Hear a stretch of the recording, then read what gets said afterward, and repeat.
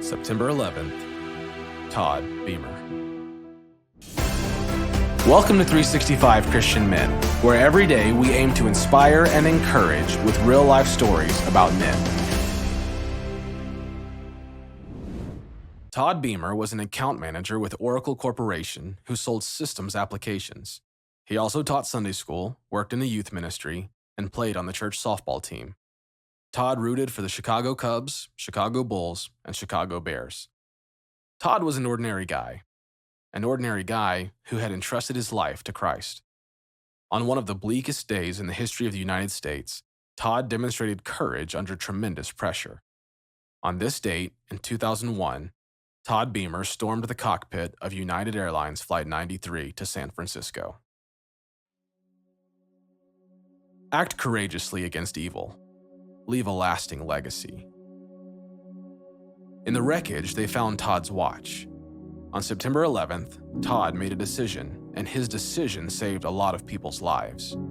If someone asked, "Do you know where you were on 9/11?" most of us would answer, yes. That day, the tragedy of terrorism shocked America into stillness. Todd, his wife Lisa, and their 2 little boys had returned from a trip to Italy on September 10th. The next morning, Todd went back to the airport to catch United Airlines Flight 93 for a day trip to San Francisco. Todd flew often. This was just one more business trip. But about 45 minutes into the flight, 4 men with red bandanas tied around their heads stormed the cockpit and killed the pilot and co-pilot. They announced they had a bomb on board and made the 5 flight attendants and 33 passengers move to the back of the airplane so they'd be out of the way. In the back, the passengers were able to talk to each other and call their loved ones. Lisa, Todd's wife, was expecting their 3rd child, and so Todd chose not to call her, knowing it might upset her and affect her pregnancy. Instead, he hit 0 on the phone and connected with Lisa Jefferson, a telephone switchboard operator. Quietly, Todd explained to her what was happening. In that 13-minute conversation, he asked Lisa to say the Lord's Prayer with him and recite Psalm 23.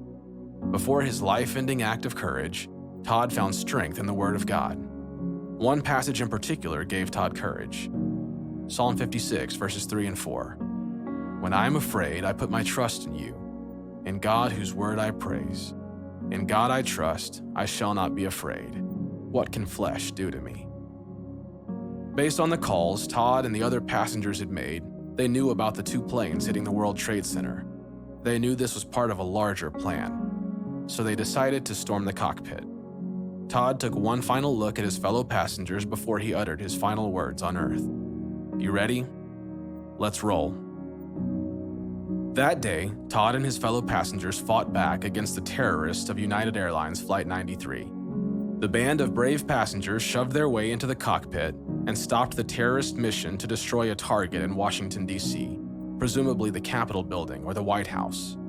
Instead of hitting the target, the plane crashed in a field in Somerset County, Pennsylvania, killing all the passengers.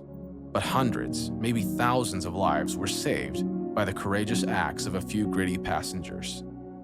On that field, rescue crews found Todd Beamer's watch, which now sits in the National 9/11 Memorial Museum. It's a 2-tone Rolex, broken and charred.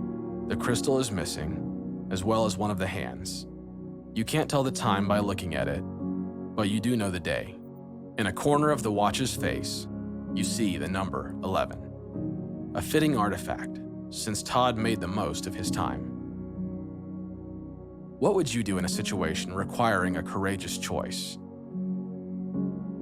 Act courageously against evil. Leave a lasting legacy. Hello friends, my name is George Morrison and I pastored in the Denver metro area for some 40 years, and now I have a ministry called Truth and Life Ministries. Our story today is about Todd Beamer. Most of you are probably familiar with that name. He was on Flight 93, and you remember terrorists had taken over that flight and they were headed for Washington, D.C. But he took courage and he gathered others and they pushed toward the cockpit and they stopped that flight. But unfortunately, the way they stopped it, it crashed in Pennsylvania into a field, killing everyone aboard. That day, he exercised courage, boldness. Now, I know a little bit about courage and boldness from those that I fought alongside of in Vietnam. And I saw many men do extraordinary things, and women, that in the heat of the battle, they just took courage, took boldness, and took charge. That's exactly what he did, but he lost his life. So our challenge today, I think, comes out of the book of Joshua, chapter 1. You remember in Joshua chapter 1, the children of Israel were moving forward into the promised land. Moses was now passed away, and Joshua needed to take his place. That alone took courage to lead such a group of people into the promised land. But you remember what God said to him. God said to take courage. Matter of fact, he repeated that 3 times in that particular chapter. Boldness, courage to move forward. You know, God's calling each and every one of us to move forward in one way or another. And maybe we're not going to be faced with such a challenge as Todd was faced with, but we need courage each and every day to lead our families, to move forward, and whether it be in our businesses, our personal life. It does take courage, especially in the culture that we live in today. It takes courage to stand up against woke, against culture that is antichrist, you could call it.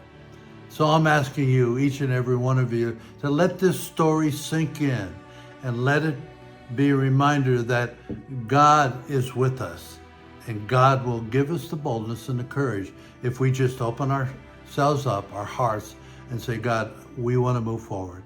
We want to take charge. We want to be led by your Spirit. So I bless each and every one of you, and I pray that God will give you comfort in every situation. Thank you.